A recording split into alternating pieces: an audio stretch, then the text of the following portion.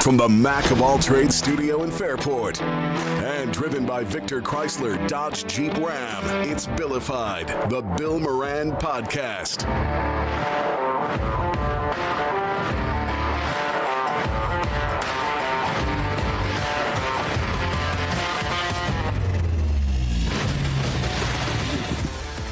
Well, hello and welcome. Thanks for getting your pod on. Thanks for telling a friend. That's how we spread the word about the pirate ship. A lot of word about the pirate ship lately. Really? Yeah. Kevin was telling me that he was somewhere and the guy came up and said, hey, I really like the podcast. My wife told me not to bother you. It's a funny story, but Well, he had to move him out of the way. He was blocking the moon. Danny, that's not very nice. Kevin Daniel. knows I'm joking. Like Daniel! he breaks balls all Yes, the he time. does. I can't break his. I think the don't- ratio's like 5-1, so I'm behind. Yes. But and then I've heard from some other people. Some people were in town, called me up, said, "Hey, Radio people? yeah. No kidding. Yeah. The Bobs were in town, or they came to town and it looked like that outside. Something like that. Okay, cool. And yeah, I'll tell you off here. But Well, great. But a nice conversation and Praise the Lord. nice stuff about that. So that was cool. And This is God working in our lives, Billy. follow us on YouTube. It's Billified on YouTube and on Facebook at Bill Moran and Billified_pod on Instagram and all that kind of stuff. So the big news around here, of course, is the Buffalo Bills and the game being moved to Martin Luther King Jr. Day at 4:30. So we're gonna do it live from BTB. Okay. And I'm hoping everybody can come and join us. We'll start at 4. We'll probably do maybe 1 or 2 segments between 4 and 4:30. Mm-hmm. Then we'll do another one at halftime, and then do one post game. What are you smiling I can about? already see Kevin putting out the order right now. I want 4 appetizers. I want 3 entrees. And all the Labatt Blue I want. So now I don't know. I'm seeing all kinds of things on social media and different stuff. Well, we'll start with this. This is I believe it's an ESPN report with Dan Graziano, who was going to cover the game for ESPN. This was from this morning on ESPN as to what's happening. Dan Graziano is in Buffalo with the very latest. How you holding up? What's going on out there, Dan? Doing great here, Sam. It's a lovely day here in downtown Buffalo. We weren't able to get out to the stadium because, as you mentioned, there's a travel ban and no one's allowed on the roads. We are in front of the Pittsburgh Steelers team hotel here in downtown Buffalo. The Steelers are not there. They were scheduled to fly in yesterday, but obviously that changed when the game got postponed. So what the Steelers are doing today is they're scheduled to have a walkthrough at their team facility in Pittsburgh at noon, so in a couple of minutes. And then at 3 o'clock, they plan to get on a plane and come here to Buffalo, assuming that they are allowed to do so at that time. The Bills are stuck in their houses. They're unable to get to the team facility because, again, travel ban. So they're waiting for information on what, if anything, they're going to be allowed to do today as a team. Somebody with the Bills told me, look, this keeps happening to us over the last couple of years so much that we're used to having to make adjustments. It almost feels normal by now. Game's still on for 4:30 p.m. Eastern tomorrow, although they were supposed to have snow shovelers come out to the stadium at 8 o'clock this morning, but they have told the snow shovelers to wait until the travel ban is lifted, so they're going to have to probably work all night to get things shoveled out over there at the stadium. The good news is it looks like the conditions tomorrow, while very cold, will be a lot more favorable for people getting to and from the game. So, knock on wood that they actually have the game here tomorrow. Oh, okay, knock on wood. So that kind of made me go, uh-oh. And then you came in here and said that, well, let me backtrack 1 second. Because then I saw something on social media. Remember our friend Sarge Mitchell? Yes, I do remember him. Sarge, Didn't he have a brother-in-law who had some type of testicular issue? No, he had a testicular. Oh, he had it? Okay. Yes. He Okay. was the one. I think he had That's right. testicular cancer. We met him through Simon the Grump when we did the break room. Right. And he came on the show, and I kept going, hey, he's one nutty guy. Yeah, right. Such a ball to be around. And he laughed. He played along with us. So I saw Sarge on social media post Bills Stadium field might be too hard to play on. Players Association will be testing field, must register 100 or less. I don't know what that is. 100 what? It doesn't say. 100 what? I have no idea. I don't either. What's the measurement of unit for what? Softness? Yeah, I guess. Like your mattress? Yeah. You know what I'm saying? Yeah. I'm wondering. Don't seriously. remove the tag, ladies and gentlemen. The same thing. Bills don't have heaters under the field. So then I went and I looked it up. I go, well, is this a made-up thing? Is this a real thing? It looks like it's a real thing. Football operations, NFL's official page, football operations, and it says if a field fails to meet the NFL standards of any of the tests, the club shall initiate remedial measures and take all responsible measures to remedy the problem.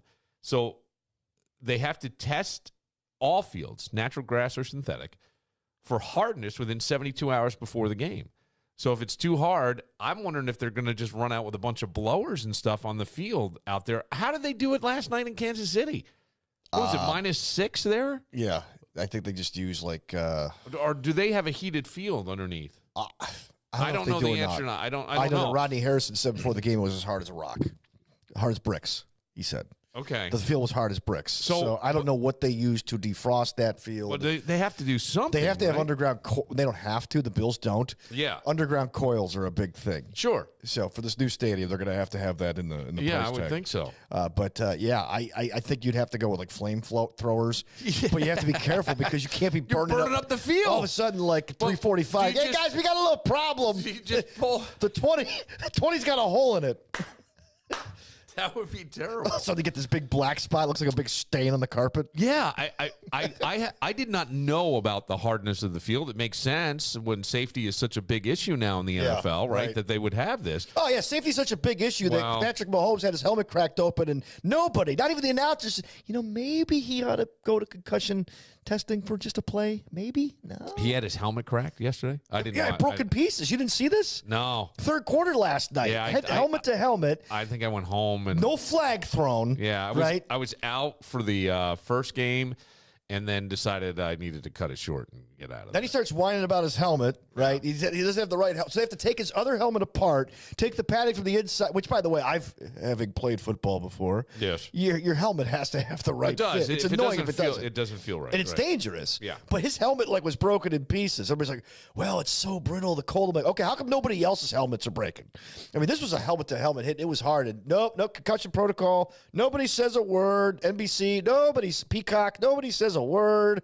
Just keep on going about the game. And then today, Rich Eisen finally says, maybe we'll hear about it during the week about why this wasn't brought to the concussion spotters' attention or anything like that. I'm like, yeah, I said that 24 hours ago. Nobody cares at this point. But yeah, it's player safety.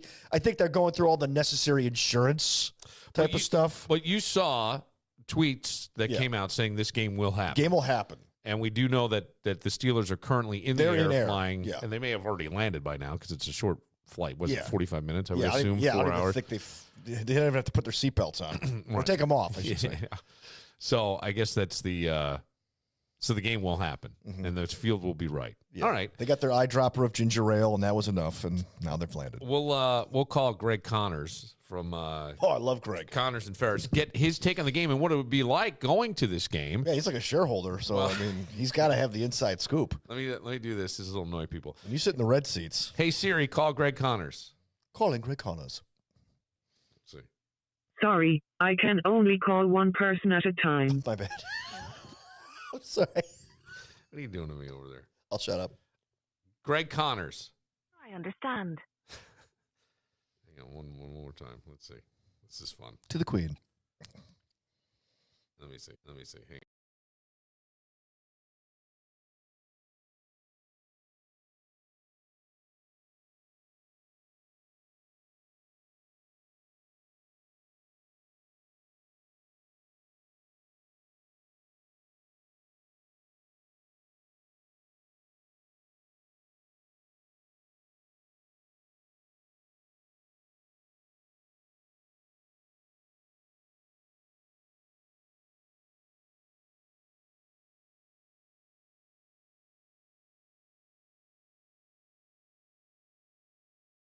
A thing here. Okay.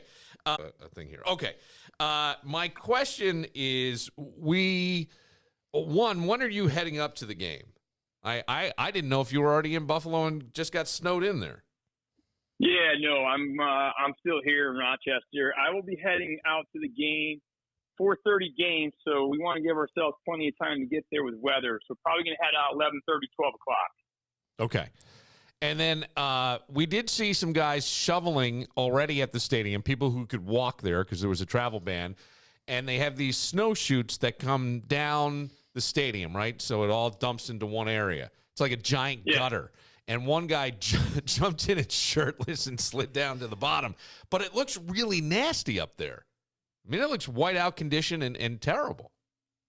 Yeah, it's brutal. I've got a couple of my partners that live just outside Orchard Park, one in East Aurora, one in Hamburg. And they sent me videos at 1 o'clock for when it would have been kickoff time. Yeah. And you couldn't see across the street, the other house across the street in their neighborhood. Okay. That's how bad it was. Okay. Because I think there's been a lot of conspiracy theories that I've heard about online that the NFL wants Josh Allen to win.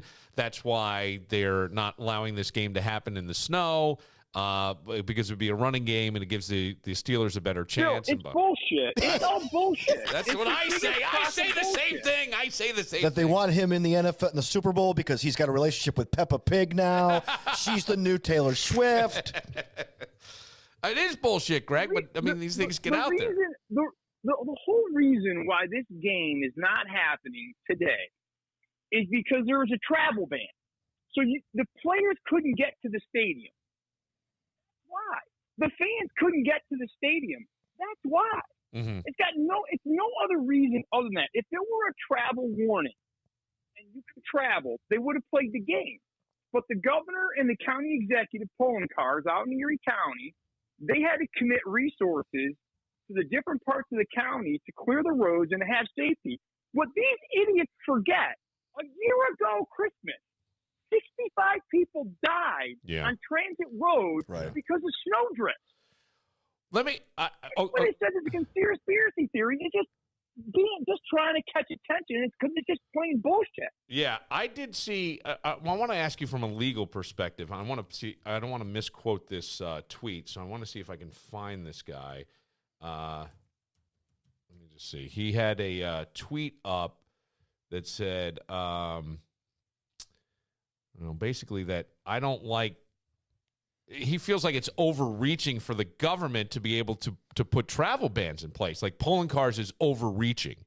And, you're the ones who have the authority to do it. Yeah. I went. The government agencies are the only ones who have the authority and the capacity to put a travel ban in place. And the reason where that comes from is it comes because it's a public safety issue. Right. It's the whole basis of we have public officials, and their responsibility is the public good. Right. They're supposed to do the public good. That's what at least their intentions are. Whether you agree or not, it's their story. But they're the ones who have that single authority. Nobody else has the authority other than that. The governor has the ultimate authority to govern throughout the state. Whatever the governor says dictates in all the local municipalities. Now, the county executive in Erie County, they could institute that within their own demographic, their own geographic area, but oftentimes they do it with the consent of the governor because the governor has the ultimate power because the governor's the one who can give it the budget to support the extra hours, the extra manpower. Right. That's why they do it. Yeah. Plus, it's government funding. You get extra federal government funding. You get extra state government funding. So, I mean, it's just a bunch of crap. It's people that don't know what the hell they're talking about just to try to get tweets. Right. Yeah.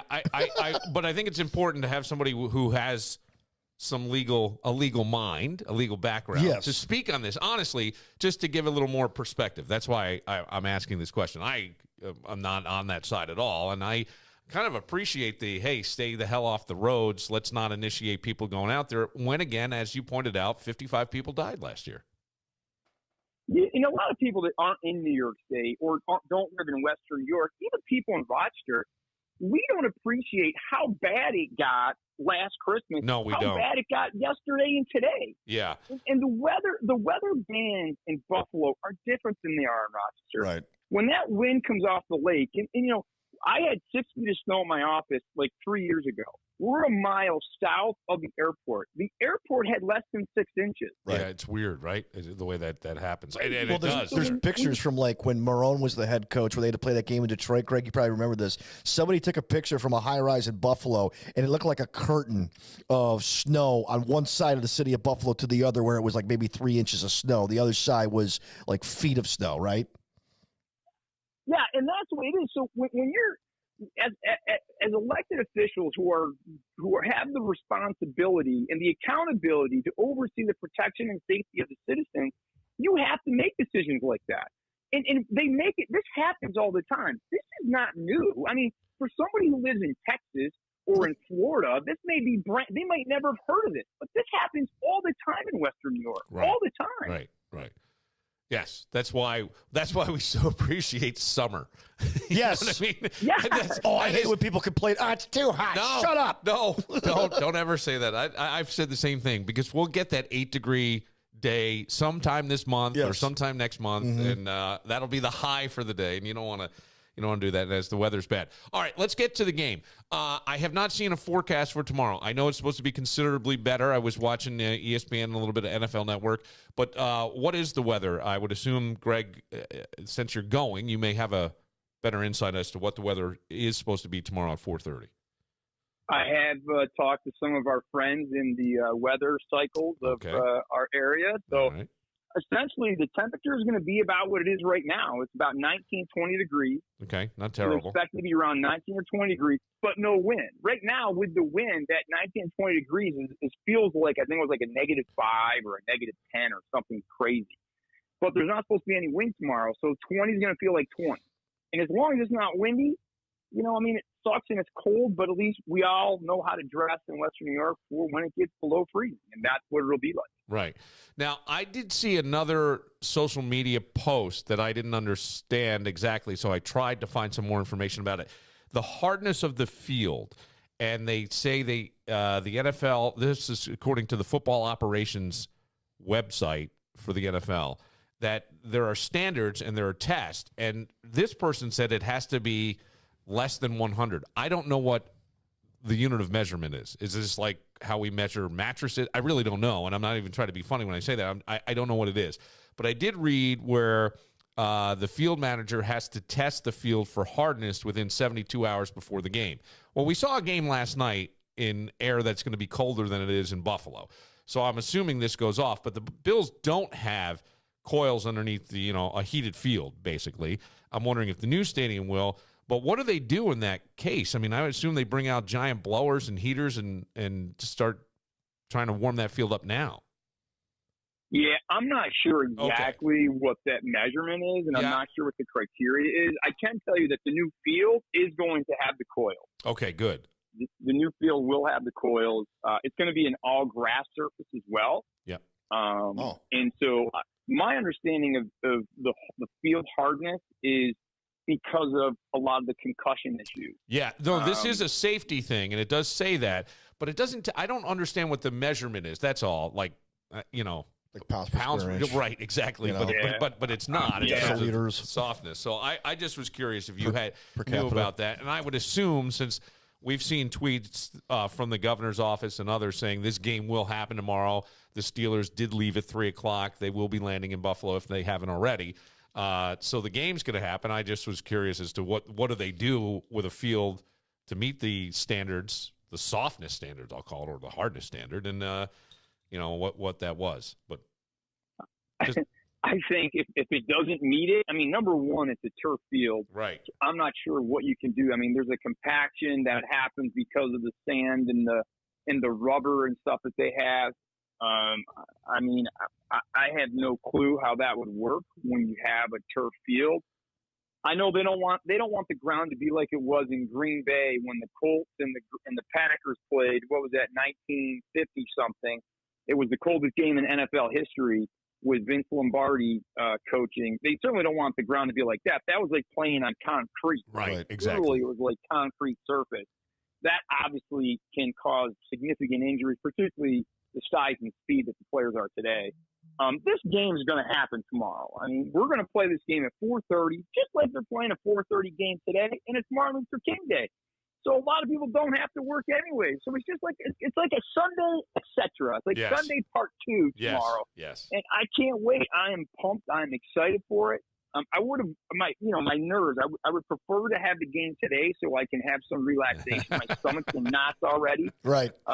Wait, why is your stomach it's in good. knots? Because you can't control it. No, but don't have your to me, this is so much better for the Bills.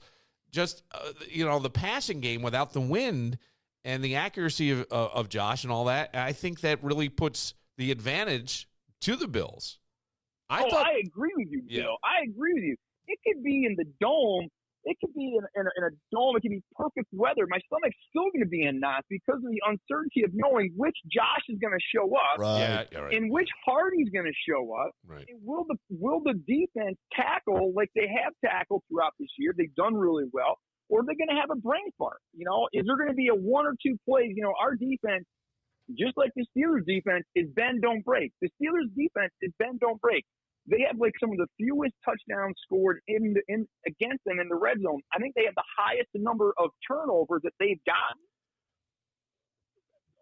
So they've shut down more offenses by getting turnovers in the red zone than any other team in the NFL.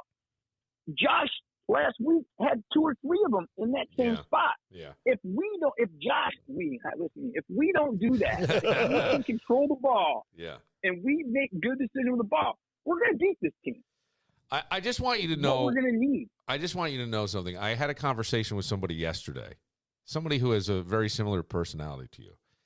And they said they wanted to come by and see the podcast studio. And I said, well, and, possibly, depending on whatever, they're only in town for a short period of time. And I said, well, listen, we're going to go out to BTB tomorrow, and we're going to be doing the podcast live from there beginning at 4:00. And the person said to me, I can't come because you know me, I'm going to be calling the plays to the game. And that person's name is Kevin Legret. I love it. He said, all of a sudden I get this call and goes, wait a second. Greg Connors, Charlie Fitzsimmons, they've all been on the podcast. I've never been on the podcast. And so then I said, well, he goes, I'd like to see the studio, so we're trying to find a time. And I said, by the way, I'll be out towards you if you want to. He goes, I have to concentrate. You know me. I'm going to be calling the plays. So, it made me immediately think of you. He's holding a folder over his mouth. It made me immediately think of you. That was it. I thought that was very funny. Kevin Legret actually is an important person in the sports field. Yes. He lives the high life, the class A high life, A celebrity status out in L.A. Yes, he does. So to have him in town, I mean, the only reason why he hasn't on the podcast, I'm sure, is because he's been so busy. Yes. Well, right. And that is exactly true. And maybe other reasons from my end, but that's neither here nor there at the moment. But you don't want to get him in trouble. Yeah. That's what a good friend you are. You don't want to get him in trouble. You got it. That's exactly why. That is exactly why. But I don't doubt it. Yeah. So, but and he did tell me he spent a half hour with Josh Allen, and absolutely that is like in love, has a bad crush on Josh Allen. Spent a half hour talking to him at one of the Super Bowl parties one year, and just fell in love with the guy.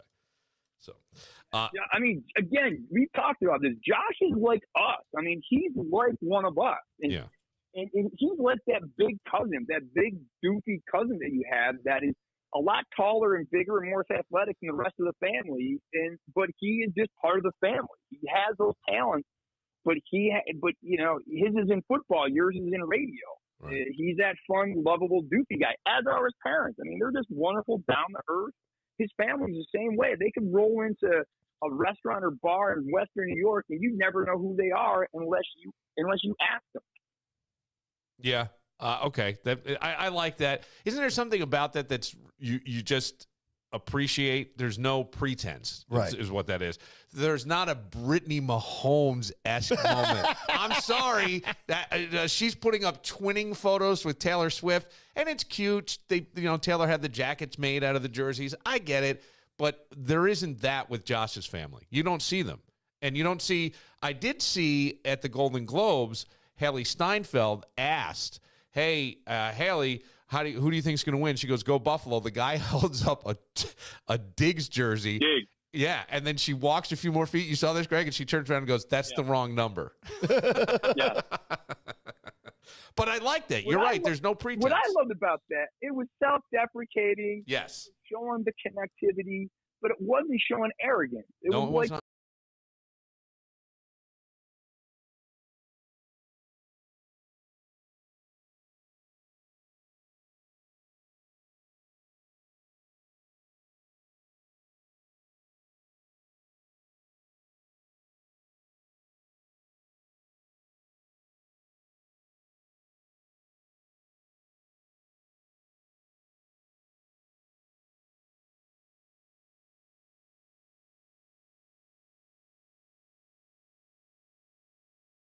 the ball. I think that the game plan that they want to instill early on is what they did against the Cowboys.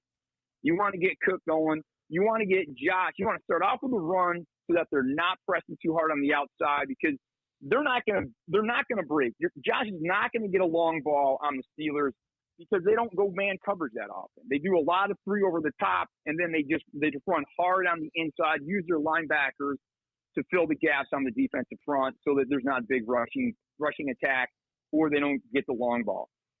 So what the Bills are going to have to do, they're going to use Cook.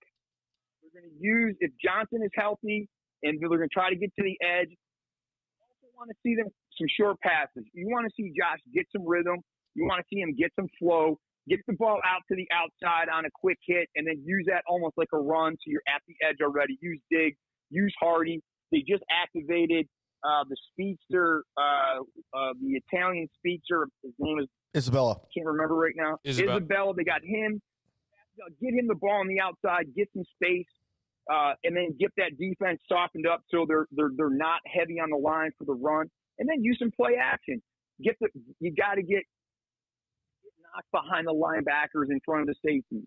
You know, you get Dalton Kincaid on the edge, on that seam for those guys with play action. Then things start to open up, and then that offense can really start to shine and show what they've got. And that's what Josh can do. And then you're going to use Josh.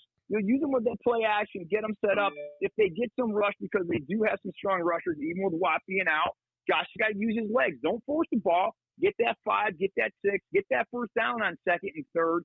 Just stay on the field on offense. We do that, this team is unstoppable, not just tomorrow, but the rest of this playoffs. Yeah. Yeah, I love that. Speaking of the rest of the playoffs, Greg, a lot of chatter on the pregame shows today. You know, when Kansas City goes to Buffalo next week, it's like, whoa, can we slow down a little bit? Yeah.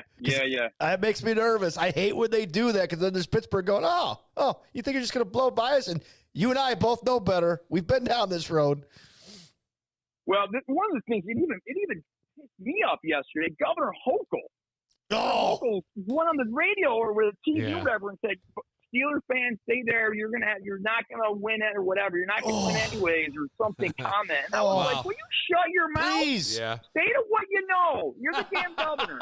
Right. Stay to what you know. Say to what you know. For what you don't know.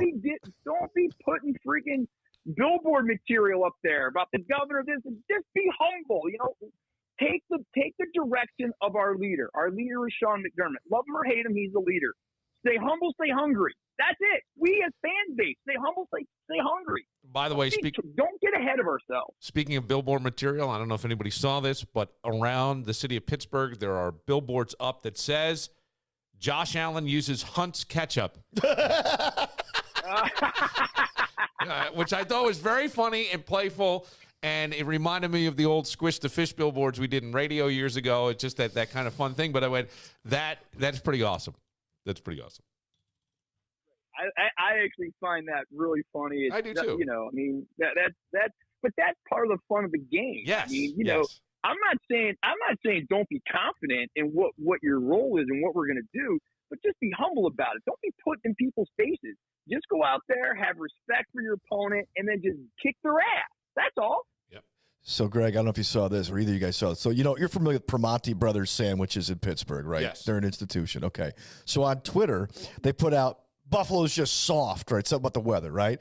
And it's, of course, some Bills fan sleuths went on Twitter go, hey, is this you too? And they go, hey, due to weather conditions, anybody who has scheduled to work at any Primanti Brothers sandwiches could stay home today from like a few days ago. And it's like, are you guys the same? Is this the same Primanti Brothers sandwiches? Just calling us soft for the weather. Right. Well, it is fun when you can have those kind of playful rivalries. That's the thing.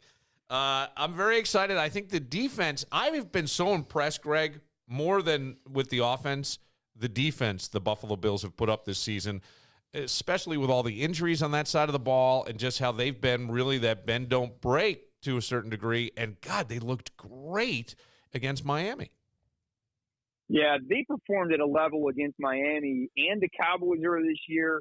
They've had some really strong standout games, and they just, you got to show up in games like this.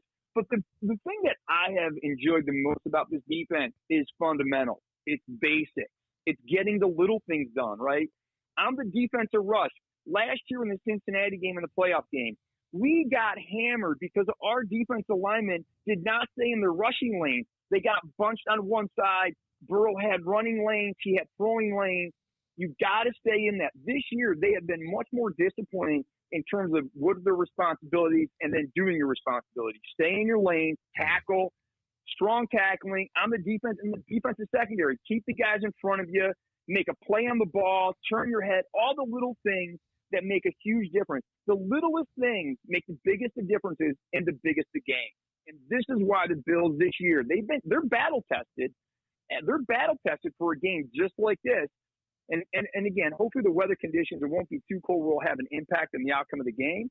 But as long as defense stays in that, they don't press. What I don't want to see, my fear for the Bills right now is that they begin to press. And I think they got enough experience in that defensive core where they won't have to press. You got Leonard Floyd in there. You've got Vaughn, whether he's playing or not, I don't know, but you have some strong leadership in that defensive side that they shouldn't have that feeling of press because of the experience they have. If they stay away from that, this defense has stepped up all year. I think they freaking hammer. The other thing about the defense, this defense is built for quarterbacks like Mahomes, for quarterbacks like Tua. You get a quarterback like Mason Rudolph, who is not that pure passer guy, who doesn't have all that quick release, doesn't have the throw first, run second. This Steelers team is actually the contradiction to what the Bills defense is built toward. This Steelers team is run first, run second, throw third with play action pass. That's the kind of stuff that this team has to stay disciplined on because they're not used to it. They're not built towards that in order to do the responsibilities and then not get beat and not have a big play on them. If we stay away from giving up the big play against the Steelers team, by 2 to 3 touchdowns given the weather conditions. All right. Well, Greg, stay warm, enjoy the game, and travel safely. Thank you, my friend. It's going to be a good one tomorrow. Everybody, enjoy the day. Hopefully you're not working, or if you are, you'll be home. You'll be able to take the afternoon off. Yeah. 4:30 kickoff. It should be great. Again, Buffalo is going to be, I'll say prime time. It's one of their prime time games, but it's going to be exciting. I can't wait for it.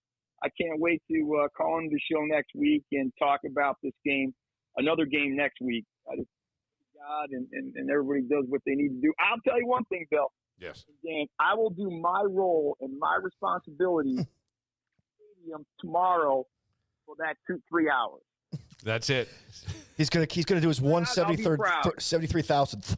It's 173,000. I think he covers for at least 5. Oh yeah. I think Greg's got the energy of at least 5 men, or 5 people. Excuse me, 5 people. I could hear him from Miami last Sunday night. Like Tariq goes, is that Greg Connors? All right, Greg. Thank you, buddy. Thanks, guys. Thank you. Thanks for letting me on. Have a great day. Go Bills. Go Bills. Go Bills. All right, we will take a break. I found something online that you're going to love. Okay. It's you. It's me? We've nicknamed you Cliff Clavin because you talk very confidently about a lot. You did. Yes, you did. Yeah, Chevy. I'm glad you did. Yeah. But it was funny. Yeah, I can have a sense of humor about myself. But this is something that I think you are going to agree with. Okay. And maybe we can discuss, and maybe in future episodes, we have to explore what this person is saying a little deeper. Okay. Maybe get some experts on to talk about it. And where does the responsibility lie? Okay. We'll get is to this Ted Koppel ripping on? No. Okay. No. Okay. We'll get to all that next. But first, I want to tell you about the New Year, New Start RV Dome Show that's going on right through tomorrow. It is a holiday tomorrow, Martin Luther King Jr. Day, and you can get over to the Rochester Dome right there in Manette Hall. Myers RVs has all their RVs there. And what's really cool, too, is a lot of them are outside. Go and see how warm these – it's like your home, right? Yes. On wheels. It's right. really like your home. And see even in this weather, you could be traveling, let's say, nice and warm. You take some stops along the way down. Let's say you're going to the Southwest or Florida for the winter months. What a great way to travel, right, in an RV. You can get up to 50% off MSRP on top RV brands like Jayco, Winnebago, Grand Design, Brinkley, Keystone, Forest River, and Thor. You can browse over 200 new and used motorhomes, travel trailers, and fifth wheels. See the Keystone Hideout 21-foot bunkhouse travel trailer for just $14,895. Highest trade-in allowances for this show. Find the best brands at the best prices. All discounts are clearly marked. The New Year, New Start RV Dome Show. Free admission and free parking right now through Monday, January 15th. That is tomorrow at Rochester Dome, or today if you're listening on Monday, January 15th, 2695 East Henrietta Road. And you can learn more at MyersRVs.com.